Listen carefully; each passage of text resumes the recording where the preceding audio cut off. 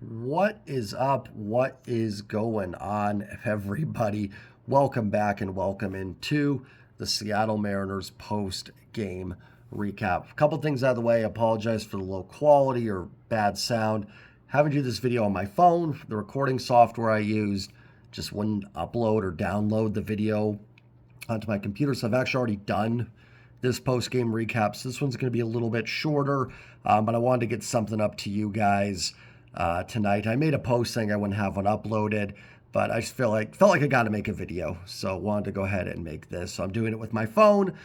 This will have to suffice, and tomorrow I should be able to get back in there to get everything fixed up. As always, do me a favor, smash the like button. It helps the video out tremendously. Comment your thoughts on the team and the game down below. And don't forget to hit subscribe if you're new or lurking. I apologize if you're new. Promise the quality will improve here soon enough. Been a wild week for my videos. I've missed some. Now I've got recording issues. So a whole mess for me. I wasn't kidding, right? You guys should really donate so I can go back out of town, because apparently that is the medicine for the Mariners' ailments. Obviously, I missed the series against Texas. Funny enough, I missed the game before against Houston as well. I missed most of it. I was working. Honestly, I was talking about it earlier with my wife, and I think I've actually only watched from start to finish, like sitting on my couch, start first pitch to last pitch. I've actually sat through 3 full Mariners wins this year. Opening day, the Sunday win against the A's, and then the first game against the Astros. Other than that, I didn't get to watch the Texas series outside of the highlights, and the walk-off win against Houston, I caught the end of it. So, yeah, just been one of those years. So I am the problem. We have found it. Don't blame John Stanton, Jerry, and Justin, or Dan, or Scott, or anybody. It's all on me. Maybe it is the problem. Maybe it is me. But no, in all seriousness, Mariners lose today to the Reds 8-4. They fall to 8-9 on the season. Best way I can sum up this game is this game will be more frustrating for me if they lose tomorrow, or lose the series, lose tomorrow, and lose on Thursday. They can bounce back and win the series, get tomorrow and get Thursday's game. I'm not super upset about this one, to be perfectly honest. It was winnable. And listen, every loss is frustrating, right? Outside of the 20-0, 15-0 game where just you're never in contention, every loss stings. The Mariners had a lot of opportunities to win this baseball game. That is frustrating, no doubt. And they're 8-9. That's a below 500 record. That will not get it done. But this loss in a vacuum, not one that's going to make me lose any sleep or anything, or one that's going to keep me up. Not every game has a profound meaning to it. Sometimes just baseball happens, and that kind of seemed like tonight. They did have some what I thought were good at-bats against Nick Lodolo, Dylan Moore specifically, with his 2 home run game, 4 RBIs. They worked some walks. They struggled against most of the Reds' pen outside of Diaz. They didn't get a run off Diaz, but they did put some pressure on him. There were definitely some frustrating at-bats. Cal had an at-bat with the bases loaded where he didn't come through. Garver and Solano continue to struggle. They need those guys to step up, especially against left-handed pitching. So that aspect of it was extremely frustrating. And Luis Castillo was not very good tonight. So there were definitely frustrating moments in this game. But as I take a step back, the goal when you go into every series is to win the series. You're not going to sweep them all. If you did, you'd be undefeated. Not going to happen. You're not going to win every series either. But that's still right in front of them.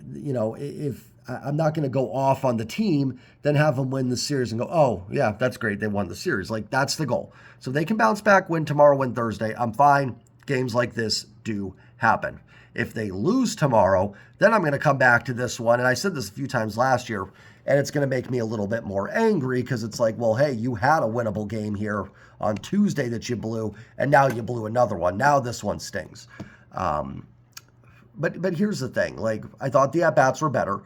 The Mariners entered today with a team WRC plus at 103, 13th in baseball. Not fantastic, and again, I will always say WRC plus is not the end-all be-all number, but the offense has been better. Again, they left some stuff out there, but I thought for the most part, There was a time when we talked about 4 runs and that was all this team needed, right? Like, you felt really good when this team would put 4 runs up, and they did that today. Unfortunately, Luis Castillo was not super sharp. I will say there were some few hits from the Reds, some of those Gavin Lux singles that were not hit. I shouldn't say not hit hard. One of them was hit at 96, but the one that made it 4-3 was not hit super hard. It had an expected batting average of 150. It just got through on the left side past JP. Randy threw it home. It got past Mitch Garver and just kind of set everything up. Castillo walked 4. Not good. And when you walk guys, remember what I said about the Pebble, Luis F. Castillo, on last Wednesday. You walk people, you put base runners on, and then some of those bloops fall in, you pay the price. So I don't have a lot of sympathy for Castillo on it, but there were some balls put in play. It seemed like a lot of stuff put in play just found holes. Even the home run to Austin Hayes was out in, according to StatCast, would have been out in one ballpark. It just happened to be the ballpark the Mariners are playing in today. And you got to adjust and play for the ballpark you're in. So again, none of that's to say that Castillo's off the hook. He was not sharp today. But I do think there's like an alternate universe, alternate reality where you play this game again and Castillo goes 5 innings, 2-3 earned runs, gets through it, and the Mariners find a way to win. And I'd be sitting here saying, hey, Castillo was not super sharp, but he battled through and the Mariners got a W. I don't think we were far away from getting that start out of him today. It just kind of, the walks were, a bit much, and then, some of the stuff falls in and it happens. The slider was not there for Castillo. It just didn't even look like it was close. The fastball was the only thing really working for him.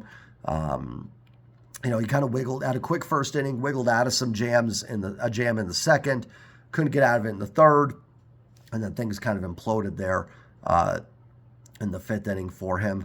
So, frustrating because it was winnable. Mariners went to the bottom of the 5th with a 4-2 lead against an offense that's been struggling. We talk about the Mariners offense having its issues. The Reds entered today with the 65 WRC plus as a team. So they've been really scuffling as an offense. So you can't let that happen if you're Castillo. I'm just not, like Castillo's been really good this year. He's made 3 starts. He's been fantastic. It does happen. These kind of starts do happen. If it happens, 2 or 3 more times in a row, then yeah, we'll have a talk about it. Like kind of Luis, what's going on, my man? But until then, I'm willing to kind of throw this one away a little bit. It is frustrating. The Mariners now 0-4 on the road. I know there's a lot of talk with T-Mobile and do you bring the fences in? All that stuff. But last year the Mariners were actually on a 98 win pace at home. It was on the road where they struggled a little bit. So, you're in a big hitter's park in Cincinnati, and the pitching isn't quite as dominant, as it's going to be at home. And the offense has got to find a way to tack on a few more of those runs from the 4 that they did have today, because they had those opportunities. So hopefully they can get that together tomorrow.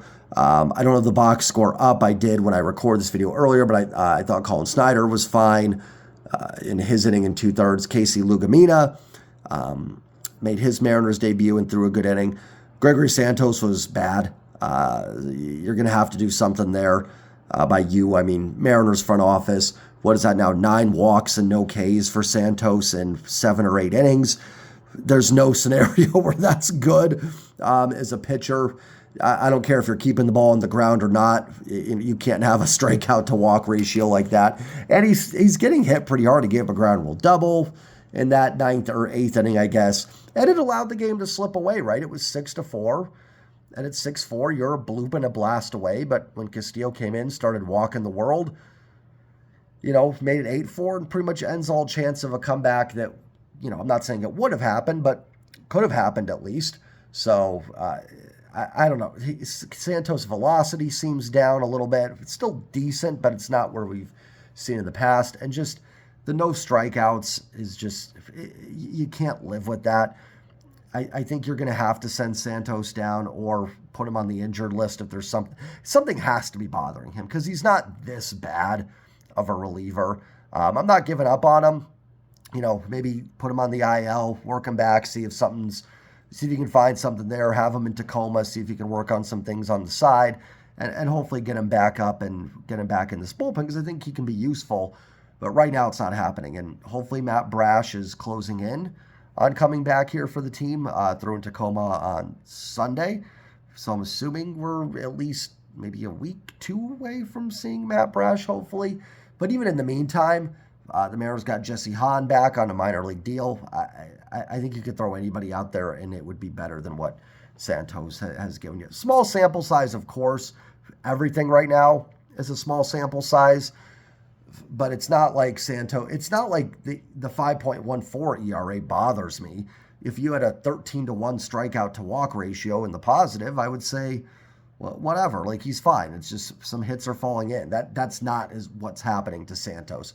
His command control is awful. You can live with it. The stuff's good enough, but you can't live with it being as bad as it is right now. So, Castillo wasn't sharp, but willing to kind of throw that aside and hope he's just better his next time out, which will be in Toronto, I believe, or it might be, are they pushing him back to Boston?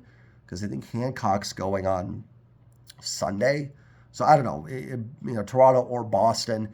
If it's Boston, another tough park to pitch in.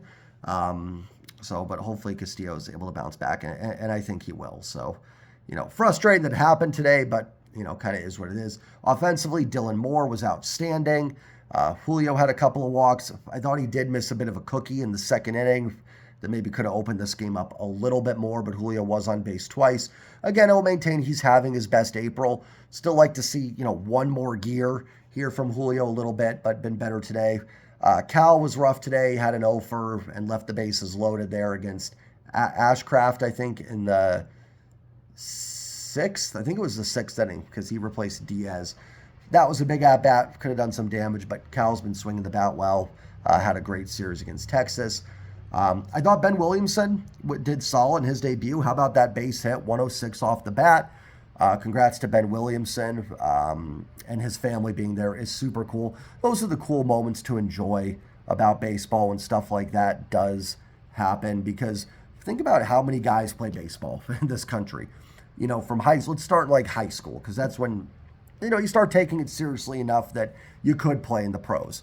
Think about all the junior colleges, all the universities, and everybody that, internationally gets drafted or picked up and signs into a team's minor league system. All the guys that have that dream to get there and never realize it. Ben Williamson's been there. He's got a hit. Now, what does it mean for the Mariners? I don't know. Who knows? But for him personally, congrats to him. A super, super cool moment for him and his family to experience that. So no matter what, you can't take that away, right? No matter what Ben Williamson does the rest of his career, if he goes 0 for 500 the rest of the way, he is in the books with a base hit in the big leagues. And I thought his at-bats looked pretty good. He fouled off some tough pitches, stayed alive. I think it's possible he can hit enough. The power might not be there, but if he can put some balls in the gap, he made some good contact today. Have the base hits that he had and sneak some doubles down the line. And we didn't get to see him play much defense. I don't think he had a put out today. There was that play on the Gavin Lux single where Angie was saying he should have been the cutoff man. I don't know. I'm not a coach. I don't know if he should have been there or not. To me, it looked like Randy just fired the ball home. But we know Ben Williamson can play outstanding defense. So hopefully the bat does just enough to give the Mariners a boost. But a nice debut from Ben Williamson. Not meant towards any team because I think it was evenly distributed. Jim Wolf was absolutely garbage tonight. The strike zone was a mess. I thought Castillo got squeezed on a couple where he could have had a strikeout. I thought Lodolo got squeezed. Certainly not the reason the Mariners lost. In fact, it may even come out tomorrow that the strike zone benefited the Mariners because early on I thought Lodolo got squeezed really bad. But he was atrocious, just all around an awful, awful umpired game. And what was with that camera angle? Was that just me, or did the camera angle look really off in this game? It just, I don't know. It was hard to kind of, it just felt really far back. It was just weird. You guys comment on that, what you thought, but I thought the camera angle from center field, obviously with the red stadium, Great American, was just weird. I don't know. It wasn't hard to pick up on anything, but I wasn't comfortable watching the game with that camera angle, if that made sense. So we'll get it for 2 more days, obviously, here. So hopefully it's not anything Obviously, it's not impacting the Mariners, but impacting our viewing experience. Mitch Garver and Donovan Solano have got to get going. At least with Garver, he can catch, and he's drawn some walks. Had another one today. Not that he's been good. His OPS sits at like 430, but there's been some redeemingness. I mean, Donovan Solano has reached base twice all season. One of them was an infield hit. The other one was a nice piece of hitting off Brian Abreu. But that's been it. So Solano's got to get going. And I will certainly attest that they have faced some tough lefties. Lodolo's tough. They faced Tarek Skubal. Jeffrey Springs is a tough lefty. They faced Framber Valdez. Who else? JP Sears is decent. And I understand like they haven't really been able to get in a groove because they haven't faced a lot of back-to-back lefties. But they've been bad. And if this team is going to do damage against left-handed pitching, they need Mitch Garver and Donovan Solano to not have a combined OPS of 590. Not averaged out, combined. I think it's a little higher than 590, but you guys get my point there with what I'm saying, I think. So, maybe Solano's just cooked. He is 38, but he was 37 last year and was a pretty good player. So, you never know. When you have guys that are role players that aren't superstars, it can just drop off. I mean, Colton Wong was a productive player in his career, came here, and he's done. A.J. Pollock, pretty productive player in his career, come here, done. Mitch Garver might be another one. So maybe Solano is just cooked. There hasn't been a lot of positives. I'm not against giving him some tries against righties at first base, but Rowdy Tellez had a pretty good series against Texas. He deserves to, if I'm filling out the lineup card tomorrow, I'm putting Rowdy at first base. He had better at bats. He deserves the chance after that series in Texas to play some more. So it's hard to find him. You got to take advantage when you can. I thought there was an at bat, I think in the 5th when the Mariners went up 4-2. They had first and second, 2 outs. Solano was up. Could have opened that game open. You get that to 5-6-2. Maybe Castillo settles in a little bit, and you get that W. But Solano popped out or struck out or something, and 4-2. When you're down 2 runs, the mentality is always bloop and a blast, and this baby's tied. Now the Reds didn't quite do the bloop and a blast. They had a couple walks, kind of a bloop and then a blast. I'm not putting that 4-run inning on Donovan Solano necessarily, but he gets a base hit there, 5-2. Maybe the Reds start pressing a little bit more, and maybe win the game. Solano had an at bat on Sunday against Texas, where he could have opened the game open. Now, fortunately, the Mariners won that baseball game, but he did not come through. So he got to get going. They need those two to be certainly much better than they are. Like I said, at least Garver's drawn a couple walks and can catch. That helps. But neither have been nearly good enough to make the impact on the team that is needed for them. So, like I said, Dylan Moore, fantastic game today. Pretty much the whole offense, I guess, when you go back kind of look at the box score, it really was just Dylan Moore. But, hey, Dylan Moore plays for the Mariners. So if one player is on, then sometimes that's all you need. They needed a little bit more today and a little bit better pitching. But again, the team had won 4 in a row. That wasn't going to keep going forever. They were going to lose again. Still got a chance to win the series, so not a loss that's going to get me too up in arms. It's really, even though I do daily recaps, I do try to go series by series with my mentality, with how I look at this team. I think I just went like that because we watch the Mariners and it does make us go like this. So that's why I'm just not up in arms, because if they come back and win the next 2, good series. Took 2 out of 3 from a decent ball club and you're 10-9. You're in great shape. Now, if they get swept, then this game, like I said, does become a little bit more frustrating because you did feel it was winnable. So I don't want to say it wasn't a frustrating game. It felt winnable, and they didn't pull it out. Castillo needed to be better, and the offense had opportunities to do more. However, if you can get back on the saddle, win tomorrow, this is just going to be one of those games. Tough little road trip here, I think, for the Mariners. Cincinnati's kind of been a house of horrors for them. Remember that game 2 years ago, the Nick Martini home run game?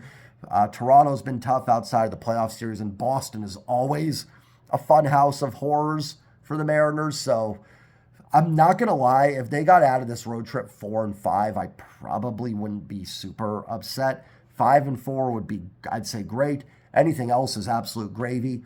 Anything worse than 4-5 is a little frustrating. But honestly, if the Mariners went 4-4 the rest of the way on this road trip, I probably wouldn't be too up in arms at them.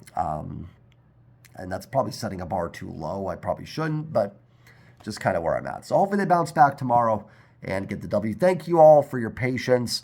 And I again apologize for the video quality here. But, we got to do what we got to do. And I'll hopefully be able to use, if my thing isn't working, I can get on StreamYard tomorrow and make it work. Have a great night, everybody. Enjoy what's left of your Tuesday. And as always, like, comment, subscribe. And as always, go Mariners. Peace.